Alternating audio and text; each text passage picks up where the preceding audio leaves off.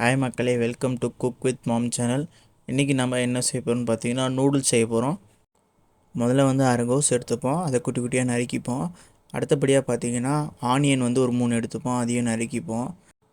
அடுத்தபடியாக வந்து பார்த்திங்கன்னா பீன்ஸ் ஒரு 5, அதையும் வந்து பொடியாக நறுக்கிப்போம். அடுத்தபடியாக கொஞ்சம் கொத்தமல்லி, அதுக்கு அடுத்தபடியாக கேரட் 1 பொடியாக நறுக்கிப்போம். அடுத்தது வந்து பார்த்திங்கன்னா கேப்சிகம், அது 1 பொடியாக நறுக்கிப்போம். அப்புறமா டொமேட்டோ ஒரு 3 எடுத்து அதை வந்து நல்லா மிக்சியில் அரைச்சிப்போம். அடுத்தபடியாக க்ரீன் சில்லி ஒரு 2, அதையும் வந்து நல்லா கொஞ்சம் குட்டியாக நறுக்கிப்போம். ரெடி பண்ண வெஜிடபிள்ஸ் எல்லாம் தனியாக எடுத்து வச்சுப்போம். இப்போ வந்து அடுப்பு பற்ற வச்சுக்கலாம். இப்போ வந்து பார்த்திங்கன்னா கடாய் வச்சுருவோம். அடுப்பில் 2 ஸ்பூன் வந்து ஆயில் ஆட் பண்ணிக்கலாம். அப்புறமா வந்து பார்த்திங்கன்னா 2 கிளாஸ் வந்து தண்ணி ஆட் பண்ணிப்போம். நூடுல்ஸ் வந்து பார்த்திங்கன்னா நம்ம கடையில் வாங்கி வச்சுருக்கோம்.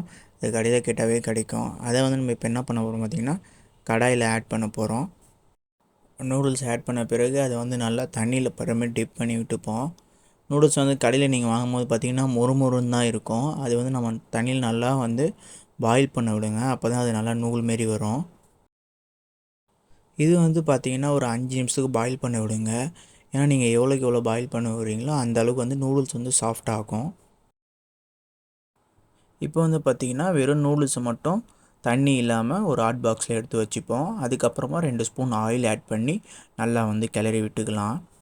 நம்ம வந்து பார்த்திங்கன்னா இப்போ ஃபஸ்ட் ஸ்டேஜ் முடிச்சிட்டோம். அடுத்த ஸ்டேஜ் வந்து வாங்க வீடியோக்குள்ளே அப்படியே பார்ப்போம் என்ன பண்ணணும்னு. இப்போ வந்து பார்த்திங்கன்னா திரும்பி கடாய் வச்சுப்போம். அதில் வந்து 3 இல்லை 4 ஸ்பூன் ஆயில் ஆட் பண்ணிப்போம். அதுக்கப்புறம் வந்து பார்த்திங்கன்னா வெங்காயம் ஆட் பண்ணிப்போம். வெங்காயம் ஆட் பண்ண பிறகு நல்லா கொஞ்சம் வதக்கி விட்டுப்போம். வெங்காயம் கொஞ்சம் வதக்கின பிறகு பார்த்திங்கன்னா பீன்ஸ் ஆட் பண்ணிக்கலாம். ஆல்ரெடி ரெடி பண்ணி வச்சுருந்தது அதையும் கொஞ்சம் நல்லா வந்து மிக்ஸ் பண்ணி விட்டுப்போம். அதுக்கப்புறமா வந்து பார்த்திங்கன்னா கேரட்டு நறுக்கி வச்சுருந்தது அதையும் வந்து ஆட் பண்ணி நல்லா மிக்ஸ் பண்ணிக்கலாம். குடமிளகா அதையும் வந்து ஆட் பண்ணிப்போம். நல்லா மிக்ஸ் பண்ணிப்போம். அதையும் வந்து நல்லா மிக்ஸ் ஆகிற அளவுக்கு. இப்போ வந்து பார்த்திங்கன்னா பச்சை மிளகா ஆட் பண்ணிப்போம். அதுக்கப்புறமா வந்து பார்த்திங்கன்னா ஆல்ரெடி ரெடி பண்ணி வச்சுருந்தா கோஸு அதையும் வந்து ஆட் பண்ணிப்போம். ஆட் பண்ணி நல்லா மிக்ஸ் பண்ணி விட்டுக்கலாம். எல்லா வெஜிடபிள்ஸும் நல்லா மிக்ஸ் ஆகிற அளவுக்கு.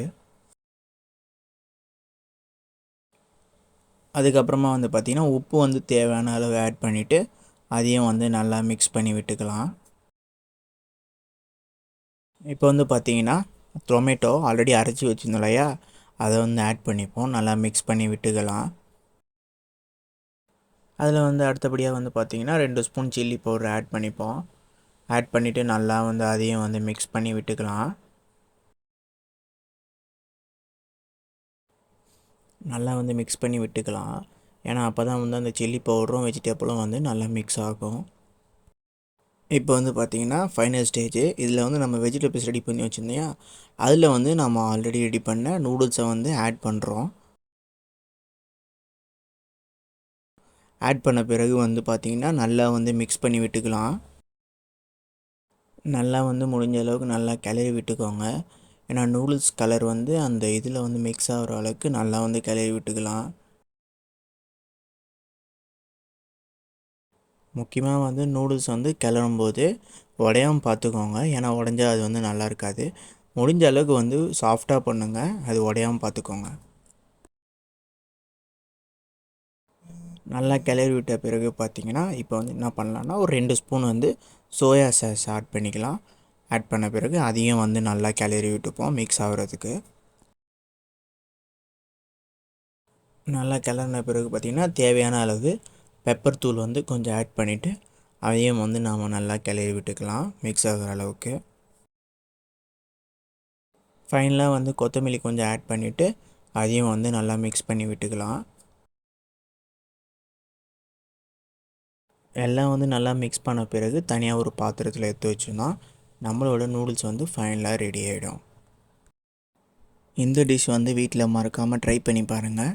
இது வந்து மேக்ஸிமம் வந்து 10 மினிட்ஸ் தான் இருக்கும். குழந்தைகளுக்குலாம் வந்து ஃபேவரட்டான டிஷ் இது வந்து. நீங்கள் வந்து இதை வந்து மேக்ஸிமம் வந்து பிரேக்ஃபாஸ்ட்டாகவும் எடுத்துக்கலாம், இல்லை வந்து நைட்டு டின்னர் கூட இதை எடுத்துக்கலாம். நம்ம வீடியோ உங்களுக்கு பிடிச்சிருந்தா நம்ம சேனலை மறக்காமல் சப்ஸ்கிரைப் பண்ணுங்கள், லைக் பண்ணுங்கள் மற்றும் ஷேர் பண்ணுங்கள்.